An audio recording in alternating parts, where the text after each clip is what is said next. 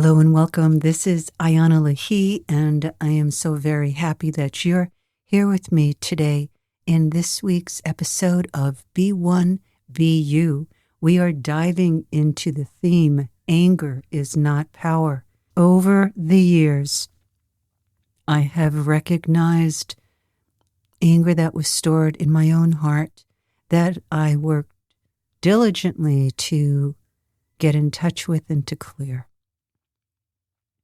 I've had many people that are very dear to me who held anger in their hearts. And what I've learned through working on myself and working with over 10,000 people is that men hold anger in their heart and women predominantly hold anger in their lower belly.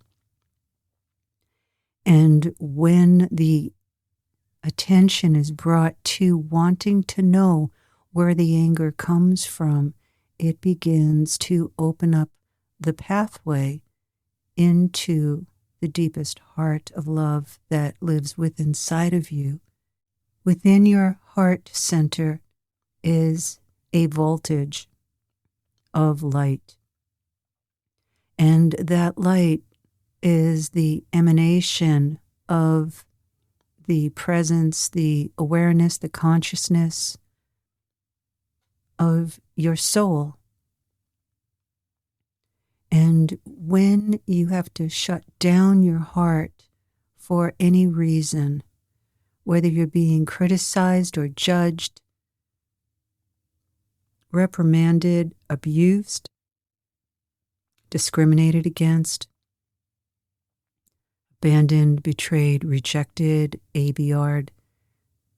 When the heart shuts down, out of the need to survive and to feel somewhat safe, anger builds because the expression of the heart creates a circuitry, a circuit with the universe, the universal source energy flows into you through your heart, your emotional heart first. It's the etheric emotional. It's in your upper chest. So if you place your right hand on your upper left side of your chest over your physical heart, and you move your hand over to the top center in your chest, that is your emotional etheric heart. That's connected to your spirit. It's where we feel the deepest truths. And it is the center of truly walking our truth path, walking our soul. We are trained in our culture, both men and women, to repress anger. The anger repressed in the lower belly is power that needs to be repressed, because if we're too powerful, meaning too expressive, too sexual, too brilliant, too whatever that might be, there is criticism, judgment, and in many parts of the world, outright abuse and violence. Throughout the evolution of planet Earth, we have mistaken anger for power. We see it all over the world. We see it in our political leaders. And we haven't learned yet as a global collective that anger is not power. Anger is usually used over someone else. It's used to manipulate, to get what we want, to intimidate. And there is a healthy anger that happens through not being really seen, heard, or received. The healthy anger is expressed. It's put into words instead of violence. And in our culture, in our global collective, we're not being taught how to put into words the anger that we feel. The anger is the fire element. It's an explosion. It's also the anger that's created through being ignored of one's basic honor and human respect. The anger comes up.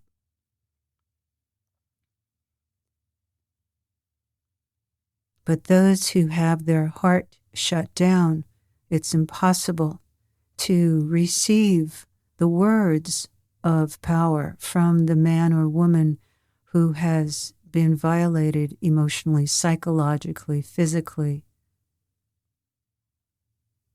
spiritually. So if anger is not power, what more is anger? Anger comes from being a child and not being able to say what you feel, by having to listen to a parent or other family member speak their truth, even if it's insane or makes no sense, hypocritical, and that's what we're expected to be. Anger comes about through being physically touched inappropriately, physically spoken to inappropriately, denied our right to be who we are. The soul will ignite its truth, and the power that's within our body strikes up like a flame. Your truth is a flame. So when you learn to embody that flame and allow it to open your inner eyes in your heart to see what really matters for you, you are always transforming anger into truth. The negative use of anger and application of anger is when your head, your mind that is separate from your heart, you're separate from your heart center, you're separate from the source of life. And so the thoughts that you have in your head, you think are real because you're not connected to what's real. And so you think, a person thinks, you might know someone who thinks that the thoughts, their beliefs, their perceptions are real. You might believe all of the thoughts that run through your head as being real. It's not until you track the root of your thoughts to see if they're split off and live in a separate reality from yourself. And then you decide to connect into your heart, your solar plexus, your navel, your lower belly, and your root center. These are just the beginning points of your energy matrix that support you being in the power that you are. When you are connected to what I call your PowerPoint centers, they are ignition centers. Ignition centers of life, life igniters. Everything in your life is an igniter into greater truth or false thinking. False thinking only can happen when you're separate from the power of the truth that comes from the light, that is the love, that has discernment, brilliance, divine intelligence, knowledge, and wisdom. Those are all natural qualities within inside of you.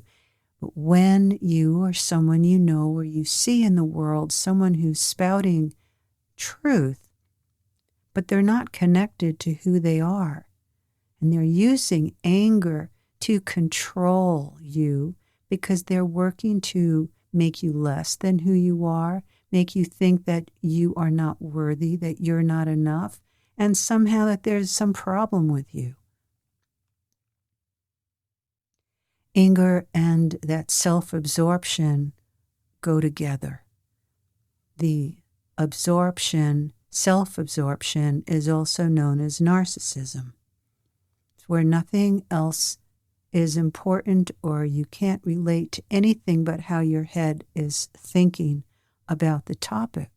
So if you've ever been in a relationship with someone who can't expand their own perspective out of theirs, and that they expect you to do for them what they think you should be doing or acting or behaving, that is a sign of narcissism, and definitely a good sign to really take a deep accounting, assessing in yourself of why you're there and what you're trying to get that person to shift into so they love you.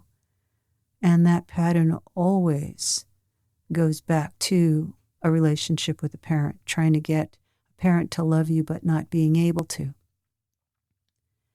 And so anger is the deepest shadow in our global collective. And because anger is not really dealt with, we don't understand our own anger, we bypass anger. And anger is controlling the issue of bringing awareness to anger. So I'm inviting you to look at how you were raised, what beliefs you were taught about anger, when it's good to have anger, when it's inappropriate, or if you've been in a situation where there was zero consciousness about anger and anger was being used in order to control a situation. So anger and control go together. So what happens if you get in touch with anger and you're saying to yourself, I don't know what to do with this. How do I get in touch with this rage and how it comes up in me like a volcanic eruption? You want to begin the journey into recognizing how you had to fulfill another parent, make the parent feel good about themselves, explore how you had to stay out of the way of a person, parent, or some elder, or a family member, teacher, friend. You know what it feels like to have repressed anger. Because you've been the effect of it, and you've also had it come up in you. Everyone feels anger. We come to conclusions as a child in our head. Take, for example, someone that I've known that I love dearly. And as a child, she knew intuitively that her father did not want to listen to what she really had to say. And she also knew that he really didn't want to be a father. But this happened. And so she never spoke her truth to him because he was really angry about even having a child. And so she grew up cutting off from her own inner sense of self. She'd let it come out sometimes, but then push it back down. And the pain inside of herself, of leaving herself, was so great that she turned to cocaine, excessive alcohol abuse and use. And it took 20 years to go into recovery, to unravel the anger that was inside of her, because her father could never see the radiant, beautiful heart of love that she really is. One of the most loving women I've ever met. And she had to come to terms with why the anger, and to come back to herself. So the anger that comes up inside takes the place of power when you feel worthless, unimportant, that who you are doesn't matter, that there's no way you can ever make a difference because you feel as though who you are really isn't smart enough, and that your own intuition, wisdom, was never seen or heard or received. The intuition is opening in our culture. Things are changing. Relationships want new freedoms. They want to express themselves in new ways. Couples want greater independence. They want greater trust with each other. They want to fulfill needs, sexual and emotional, physical needs in new ways that are healthy. There's an awakening that's happening.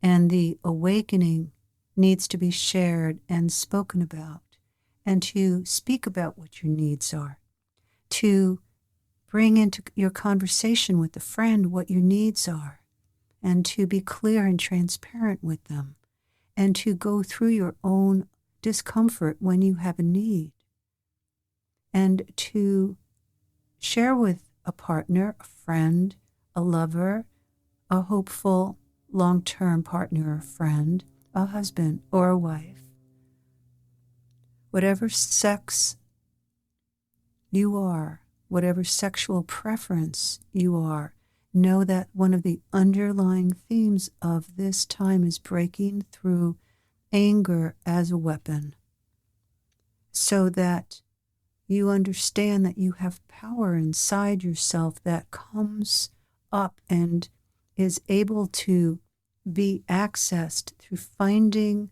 the true you underneath your pain. And this is what the Spirit Gateway's 21st Century Liberation Roadmap is all about, that I teach in the Deepenings courses, the Deepenings mini courses, which are shorter courses.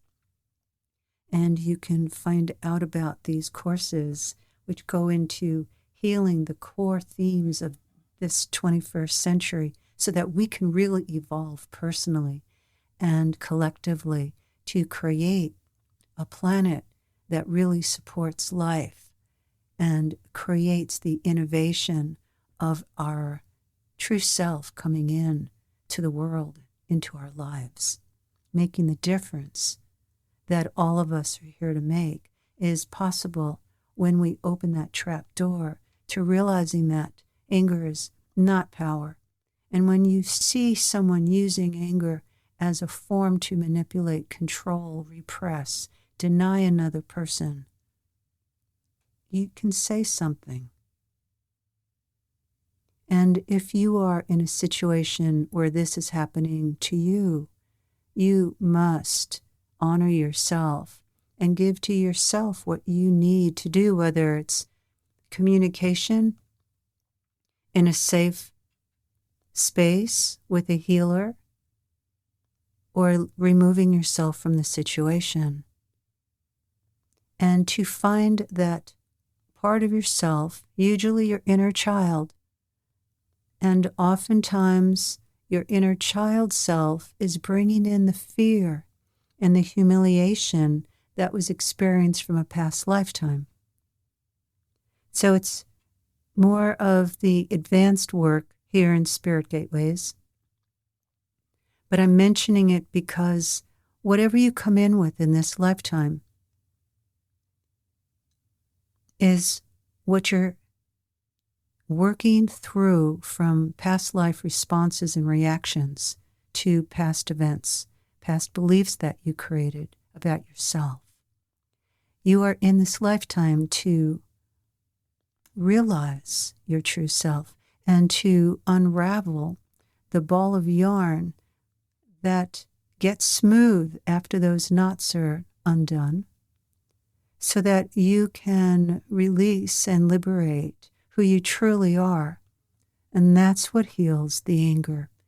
And then you can live from the true power that comes from the integration, the synthesis of your beautiful and unique, soulful, energetic, emotional grid, your matrix that is here for you to discover and live in and become.